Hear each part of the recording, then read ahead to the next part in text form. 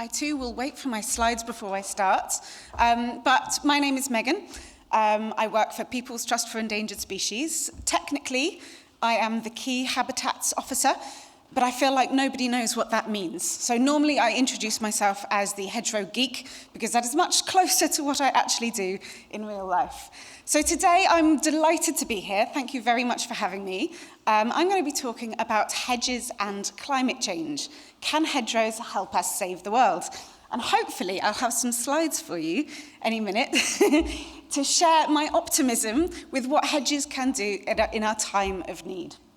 I'm going to have slides in three parts.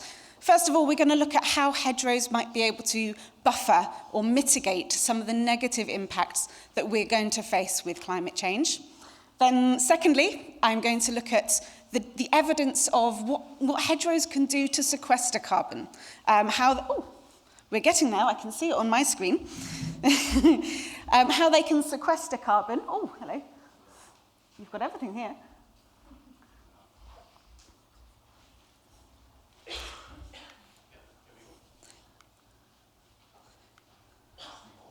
There we go. Second of all, I'm going to look at what hedgerows can do to sequester carbon, so how they can directly help us in the fight against climate change. And lastly, we're going to look at what is a climate change resilient hedgerow. How do we establish, plant and manage hedgerows that are going to stand the test of time and that are going to be able to help with this in this climate disaster? So first of all, we're going to look at hedgerows for climate resilience, how hedgerows can buffer climate change. Now, we are already seeing big impacts of climate change in our landscape, so what can we do and what can hedges do to mitigate some of these issues? Now, some of these are things that Rob has already covered, so I will whiz through them quite quickly, but I'm only going to look at some of the benefits that will directly relate to climate change. I'm going to start with livestock. So we know we are going to have increasing length and severity of heat waves. And an awful lot of our livestock cannot and will not be able to cope with this very well. Dairy cows in particular, very feeble. We know where our cattle are going to be on a hot sunny day. They are going to be in whatever shade they have. So when we're thinking of managing and planting hedgerows, we need to be thinking about increasing our hedgerows and our hedgerow trees to accommodate the future climate intensity. Now, this has impact on our livestock. It will impact milk yield, it will impact fertility, growth rates, all sorts of impacts that not only are a welfare concern for our livestock, but also have profitability concerns as well. Healthy livestock are profitable livestock, and if we want our livestock farming to be viable in climate change, we're going to need to offer them a little bit more shade. Similarly, with shelter, climate change will also bring more frequent storms of stronger intensity, from which hedgerows can offer some shelter. We know livestock without shelter suffer higher mortality and need more food. So again, this is a welfare and a profitability and ultimately a viability issue for livestock farming. In fact, funnily enough, we can actually be quite creative with the shelter that a hedgerow can provide.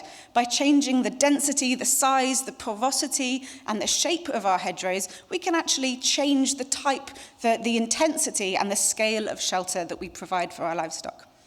Again, we've covered a little bit diverse browse, but we know that healthy livestock are going to be more resilient to other challenges that might be thrown their way with climate change.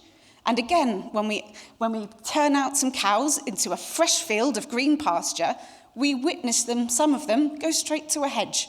They are not just grass-eating creatures, they are browsing creatures. And this is part of their system, and it creates healthier livestock, which might be able to be resilient to further change.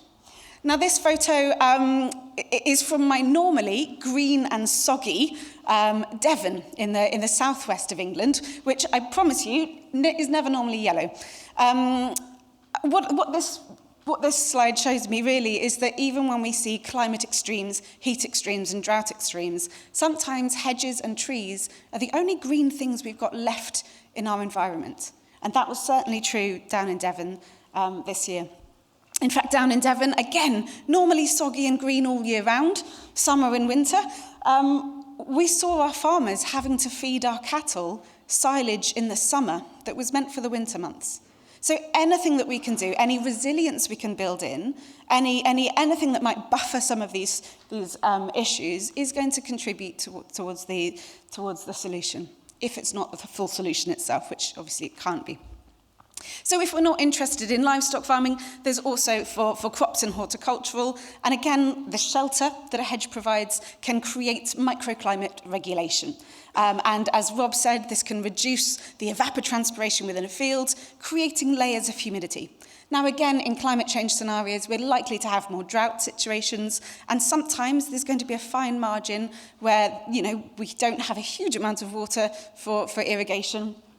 And it might tip that balance. Having those microclimates there, having that layer of humidity there might tip that balance in the favour of a crop. Now, I don't think it's right to talk about climate change without talking about biodiversity crisis. And of course, hedgerows are fantastic fighting on both fronts. But in the sense of climate change, I think and particularly with farming, I think it's right to mention pollinators and pest control. I won't add more to this because Rob's already covered it very well. Again, with climate change, we know we're going to see the increased severity of storms, more rainfall, and possibly more rainfall after long periods of drought. And of course, after a long period of drought, our soil is often hydrophobic. Water does not sink into it, it rushes off it. And hedgerows to have two effects on the soil. First of all, they improve the soil quality. We have larger aggregates, and that means the absorption of water is much quicker in hedgerow soil than it is in the field. And second of all, we've got the effect of root trickle, where our water infiltrates following the roots of the hedgerows and the hedgerow trees. So anything that we can use to help slow the flow of water in times of heavy deluges will help reduce, as Rob said, the amount of soil that is washed off our fields and ends up polluting in our waters. So this is the second part of my talk, which we're going to talk about hedges and carbon. We're going to look at what evidence there is for how hedges can store carbon to be part of a climate solution. And this is really exciting because this is quite a new area of science, but the information that we've got already, I think, is really promising. So first of all, I think it's important to look at where hedgerows store carbon. And they store carbon in many different areas. So, of course, in the hedgerow trees, of course, in the hedge structure, the woody biomass, in the roots as well, and they accumulate it in the soil carbon too. Now, I think it's really important to understand these separately because it will help us understand how we can increase the carbon stored in existing hedges. I also think it's really important to look at them together because it shows us what the potential is when we plant new hedges, and we can model how much carbon there is to gain by planting new hedges across agricultural land. And there's a fantastic paper by Sophie Drexler here in North Germany, which looked at this collectively on a whole. And to me, this is absolutely groundbreaking because it showed that hedgerows can store more carbon on average than forests per hectare. Now, this might come as a surprise. It came as a surprise to me because when you walk around a forest, you can see the carbon. You see it in the trunks and in the branches. It is all around you. Whereas with a hedgerow, what Sophie showed is that an awful lot more of this is stashed underground in the coarse roots and in the soil organic carbon. So breaking this down into the constituent parts, and I would say it's this column here at the end that's the most exciting. This represents soil organic carbon and quite an enormous amount of carbon that is stored underground in the hedges, away from sight, but they're steadily accumulating it in the soil. Strikingly, there's a lot more carbon underground than we had ever realised. And I think this comes as both a sign of optimism. We've got more to gain from planting new hedges than we ever realised, but also a bit as a warning.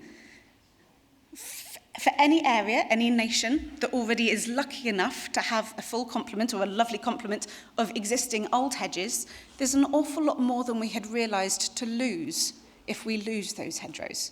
So I think this is both positive and a little bit of a warning as well. And this information, this data, is consistent with other studies. In England, Sophia Biffy and Pippa Chapman demonstrated that the soil under a hedge can store 40 tonnes of carbon per hectare, more than in adjacent cropland. And that is a 40% uptick in carbon storage just in the soil organic carbon underground. Oh, yes, there we go. And the only feasible way to keep it there is by maintaining that hedge. If we lose the hedgerow, then that carbon is re-released back into the atmosphere. And this is something that we can't allow to happen. And I think that means this is where the science of climate change and the management, which we will hear later on, comes into play. We need to understand how to maximize the carbon there, how to retain the carbon we've already got, as well as understanding the opportunities for when we're planting new. And the only feasible way to secure hedgerows is by maintaining them and managing them with periodic rejuvenation. So laying or coppicing. And to me, when you lay a hedge, the regrowth that you get from the base, that basal regrowth, that is the next generation. And that is how we turn something, a line of bushes and trees that have a very defined sort of life limit, into something that can feasibly live forever. And to me, there is no superpower greater than the power. Oh, 10 minutes! I better hurry up. Than the power of immortality, and that is what we provide when we rejuvenate hedges. So, because perhaps ironically we need to periodically cut hedges down in order to keep them, there's a limited amount of additional carbon than we can get from the hedge itself, and we need to understand that when we're looking at what additional carbon we're banking from our hedges. Again, back to the Sophie Drexler paper. Here we go. And this here is the carbon that you can get from the above ground biomass, from that shrubby layer. But I would say allowing bigger hedges on average as part of a managed cycle is going to be adding to this section here, these two columns. We can also make more of the hedges that we've already got. This is too familiar a site. By gapping up existing hedges, restocking them with new plants, not only can we make more of it as a habitat, but we can be storing more carbon without taking much more land out of productivity. This hedge is now more gap than hedge. And of course, if we can utilise the material that we get out when we lay and coppice hedges, then the carbon stored in that needn't immediately be re-released. And it actually might mitigate other emissions through its utility. So this example is of a dead hedge made with hedge-laying brash. On one side, we have sheep and lambs, and on the other side, we have a public footpath with lots of dog walkers. And this has created an immediate habitat that has separated those two things. We could make the most of, I was going to say new technology, but this is a very old technology, things like biochar, which can potentially help store some of that carbon in a sort of biostable form, maybe stashing it underground for many years to come. Or we could chip it and compost it and give it further utility in extra habitat creation. Next up, for increasing carbon in existing hedges, I would say we can establish more hedgerow trees where ecologically appropriate. The hedges in Sophie's study, I think, had a hedge tree every 40 to 60 metres. Favourable conservation status, recently helped described by Rob, showed, I think, between every 30 and 50 metres to have a mature tree. But on top of that, we also want 45% of our hedgerow trees to be young trees in order to maintain a stable population going forward. So potentially, we can be increasing the number of trees in our hedgerows as well. Now, just to be clear, this is increasing the number of standard trees that are managed above a hedgerow. This is not allowing our hedgerows to grow up into a line of trees. It's having the best of both worlds. And it really is the best of both worlds, because hedgerow trees are fantastic. They improve the hedgerow as a habitat.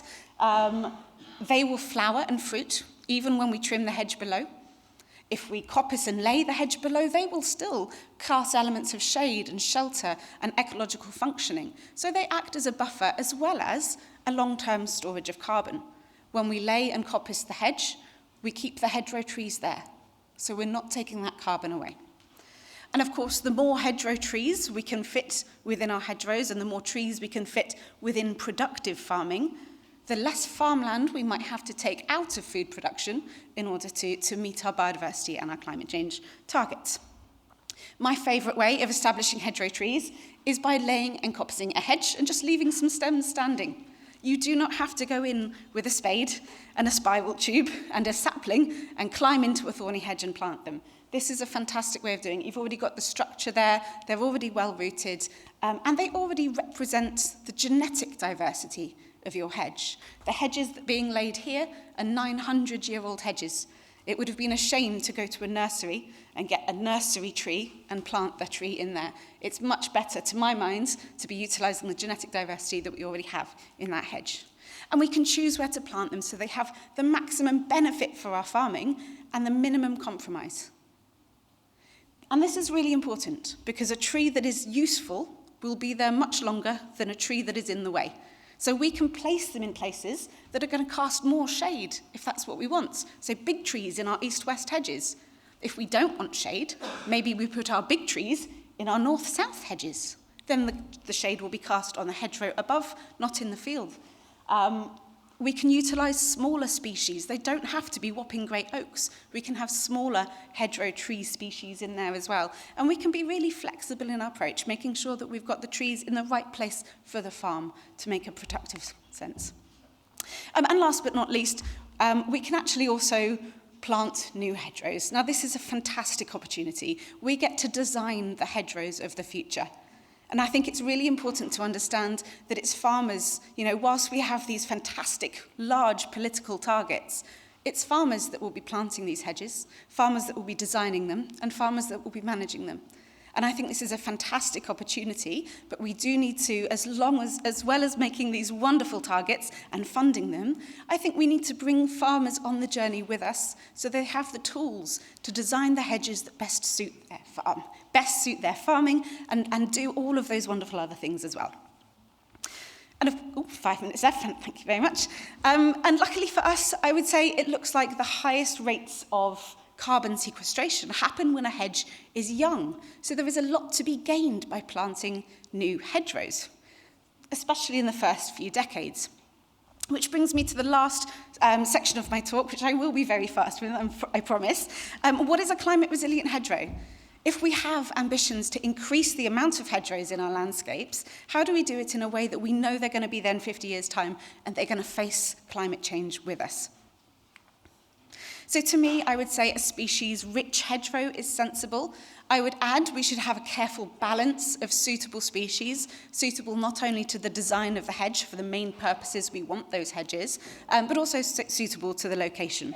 A mixed species hedge is going to provide more for wildlife.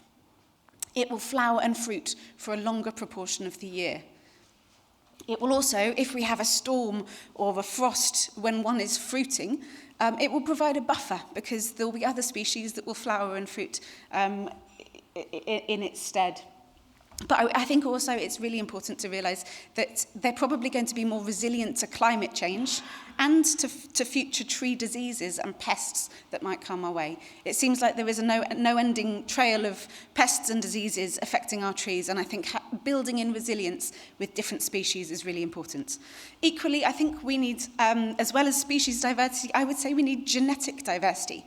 We need to make sure that the hedges we're putting in are genetically diverse.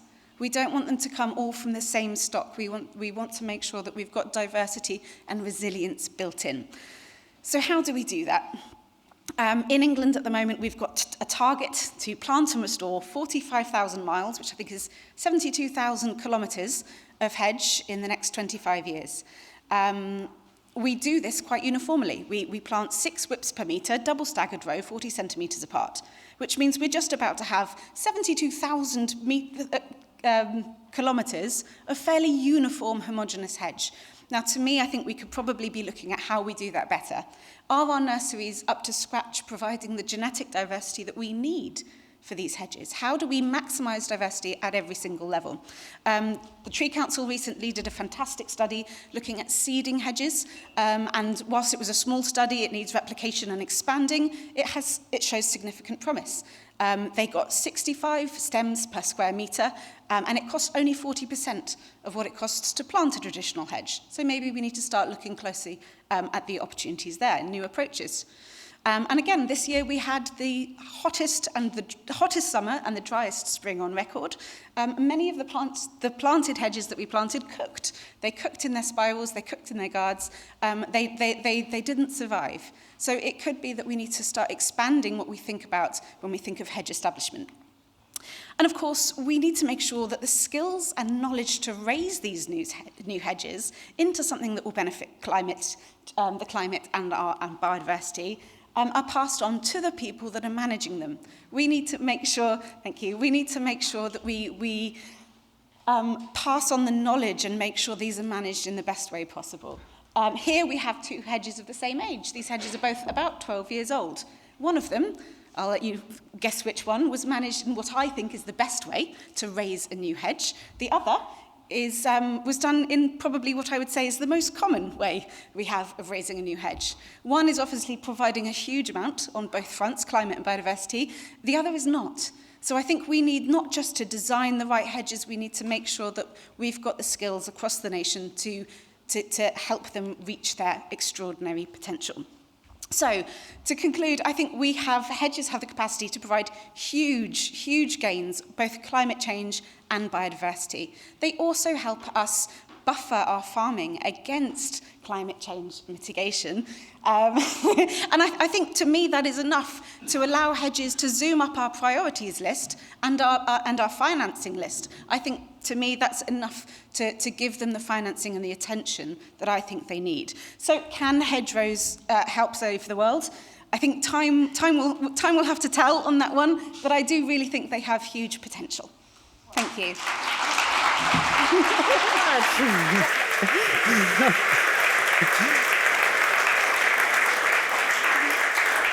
Vielen Dank, Megan Gimber. Thank you very much, Megan Gimber, and thank you very much to the interpreters. Questions. And Robert, we also want you back on the stage. Und nochmal danke an die Dolmetscher. Ich glaube, das Tempo zu übersetzen. Okay, thank you very much. I think translating Gimber was high-performance sports, so a good hand is in order, I think. Ich glaube, man merkt, dass Hecken I think that hedges bring passion. Und Megan hat mir verraten, sie spricht ein bisschen Deutsch. And Megan told me that she speaks a little bit of German. Maybe you can answer in German. So you're welcome to ask questions either in German or English, and we will pass them on. Julia is ready to take them with the microphone. My name is Esther. I'm from Foodwise Network in Hamburg. I'm interested in the width. Robert mentioned that there is a minimum width that is required and in order to have an optimum hedge. I'd like to know what this distance would be. The question was what the thickness of a hedge. Do you want to go or shall I go? You start. I would say there isn't any optimals.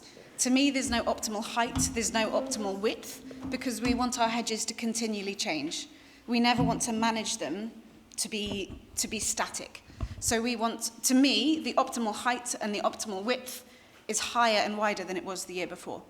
And then at some points to rejuvenate them again and let them go through their succession, because the magic of a hedge is in its ability to change and to get bigger and to go through its natural successional processes. But I would say bigger on average than we've got now. Yes, I would agree with that, absolutely. We do have, for our agri-environment schemes in England, we do say that ideally a hedge should be at least, it's 3 meters wide and 2 meters high. But really, the wider, as Megan says, the wider and taller a hedge is, well, certainly the better, but have to be taken through that management cycle. So we don't want all our hedges turning into lines of trees, because they have no future if they do. Vielen Dank. And as you said, no neat and tidiness is required, also so groß, breiter als und so schön unordentlich. Das habe ich mitgenommen. So no neat and tidiness is needed, so the bigger the better, that's what I learned. Okay, so who else wants to ask a question? Actually, the question is related with the question before. I was wondering about, we're talking about hedges in the shape of a line, and then in many cases we have a good opportunity in fields where you have corners or areas which are not very well suited for mechanical farming. And of course it's not either or, it's both probably, but is there, how can you compare using corners or square or round areas in a certain scale to line-shaped hedges? Sören Mark is my name. Sören Mark. I grew up on a farm and I'm not farming, but kind of managing it. Yes. I think the critical thing about thinking about hedges, about where they are and how wide they are and how thick they are and things, is particularly you go where the opportunities are, as you've said, but also because you want a diversity of structure across the landscape, across the farm landscape. So it's a mistake we often make is we want all our hedges to look the same, but of course we want this variety of structure, some tall, some short, some wide, some maybe some thin, definitely to have nice margins linked to them all, and don't forget the margins. In terms of shape, I love when you've got differences. As Rob said in his talk, you can read the landscape by the shapes and the structures that hedges make. You can often see when they were first created. Sometimes you can even guess as to whether it was created from a forest with the hedges cut out by the shapes that they create, and I think that's wonderful. In terms of corners, I mean, I quite like the idea of putting more trees in corners. The corners of hedges already have a different microclimate, and you'll often get more species in the corner of a hedge than you do in the straight parts in the middle. So I think having more, and you often get that when you have, again, the diversity through that hedge laying cycle, but also just through the happen chance of how fields are created. Das hört sich für mich schon an nach einer tollen Überleitung zu dem That sounds a bit like a transition to the next presentation we'll have, where we will hear about the small forests that spring up. We'll hear by Jan Haft later on. Were there any questions online? Und dann nehmen wir noch eine im Saal und das alles. So let's take a question from the room. Yes, we have a question from Kar. She spoke to a regenerative farmer who said that the shading would be too intensive if you have smaller farms, smaller croplands, and that is that you need something wider, like in the eastern part of Germany. So, is there a minimum size for fields that you need for a hedge? There is a lot of hedges make a lot of shadow, and if you have only small fields, there might be too much shadow. And is there something as a minimum size to plant hedges to improve? Also, I think it's agriculture on the field, not for grazing or for animals. Who wants to go? Absolutely, I would say if shading is a problem, then keep your big hedges to the north-south. And your smaller hedges on the east-west, knowing that your smaller hedges will still need to get big at some point. So maybe in a rotation where that won't matter so much before they get rejuvenated. But again, this is part of thinking about where that size can be accommodated and where it suits the farming. As it doesn't have to all be in one place, but thinking about where on the farm that's not going to cause too much damage. And I think increasingly shade is going to be an asset, not necessarily an issue as much. In der kommenden Klimakrise, Schatten kann auch helfen. In the coming climate change, shades can be helpful, yes. Too many hedges. I don't know, I've ever been asked a question like that before. Is there a minimum size for a field with hedges around it? I don't think so. I've got a field that's no bigger than this room, and it's got big hedges around it, and it's slowly closed in, and it's fantastic for wildlife. But of course, as Megan says, if shade is a real problem, you have to keep your hedges low.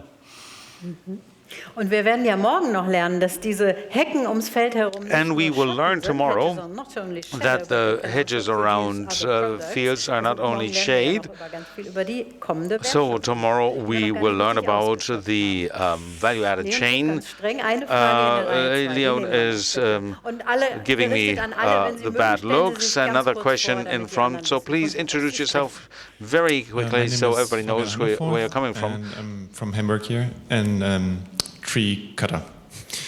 And I heard that Great Britain had to come up with a new subsidy system for agriculture after the Brexit, and that especially on marginal lands, the situation has improved for farmers for like ecological services.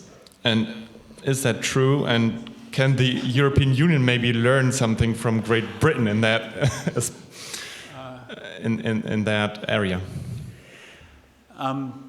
We can all learn from each other, I'm sure about that.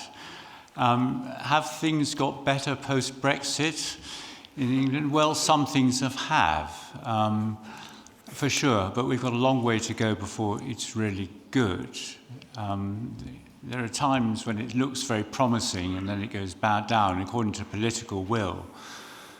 But there are certainly, I think, promising signs that will improve, but it's enormously complicated. Even if I knew all the details, it would take days to tell you them all and explain the complexities, since particularly the 4 UK countries all have different systems. If I'm brave enough. Yeah, I think the opportunity to develop a farming system post-Brexit was probably one of the straws we could cling to of a potential benefit. And we, you know, there has 8 or so years went into developing a new system. But it's shaky. It's there's teething products. It's currently offline. No farmer can access it unless they're already in a scheme. So there's teething problems with it. It's not all rosy. Also keine große Hoffnung, aber vielleicht können wir doch uns noch austauschen und wir haben gespürt, wie die Last, how the weights of Okay, so we learned. So thank you for answering. Thank you so much, Robert and Megan. Vielen Dank. Thank you very much. Thank you very much for your inspiring talks. You opened this this conference, and just as you opened this conference, the gift you're getting is the opener of the spring, the Cornell cherry, and a glass of fruit puree from the Cornell cherry that brings us a lot of joy with its flowers every year. Enjoy, and thank you very much. Julia, vielen Dank. Ganz herzlichen Dank. Und die beiden sind ja noch da. Well, thank you very much. The two